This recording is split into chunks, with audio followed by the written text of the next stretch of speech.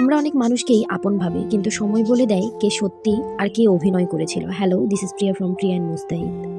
জীবনে আমরা অনেক সময় অনেক মানুষকে আপন ভেবে ফেলি, বিশ্বাস করি, মনের দরজা খুলে দিই, স্বপ্নের কথা বলি, পরিকল্পনা বলি, এমনকি দুর্বলতার কথাও বলে ফেলি। আমরা ভাবি তারা আমাদের মানুষ, আমাদের সুখে দুঃখে পাশে থাকবে। কিন্তু সময় আমাদের ধীরে ধীরে একটা কঠিন সত্য শিখিয়ে দেয়, সফলতা না আসা পর্যন্ত নিজের স্বপ্ন আর পরিকল্পনা বুকের ভেতরেই লালন করা নিরাপদ। কারণ আমরা যাকে আপন ভাবি তার মনে আমাদের আসল অবস্থান কোথায় এটা আমরা কখনোই পুরোপুরি জানি না। সবাই হাসে, সবাই খোঁজ নেয়, সবাই পাশে থাকার কথা বলে, কিন্তু অন্তর থেকে কেউ আপন হয় না। কিছু মানুষ আসছে, তারা আপনার গল্প শুনবে, আপন সাজবে, সহানুভূতি দেখাবে, কিন্তু আপনার সাফল্যের আগে তারা আপনাকে বিশ্বাস করবে না, আর সাফল্যের পরে তারা আপনাকে চিনতেও দেরি করবে না। তাই স্বপ্ন দেখুন, পরিশ্রম করুন, নীরবে এগিয়ে যান, নিজের লড়াই নিজের ভিতরেই লালন করুন। মনে রাখবেন, নীরব পরিশ্রম শব্দের চেয়ে শক্তিশালী, আর প্রমাণিত সাফল্য ব্যাখ্যার প্রয়োজন ফেলে না। সবাইকে সব কথা বলতে হয় না, সবাই আপন নয়।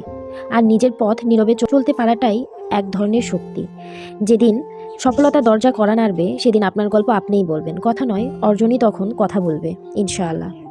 আবারও বলছি, সবাই আপন নয়। যারা আপন মনে হয় তারা প্রায়ই আপন নয়। কেউ আপনার গল্প শোনার ভান করবে, কেউ আপনার স্বপ্ন নষ্ট করার চেষ্টা করবে।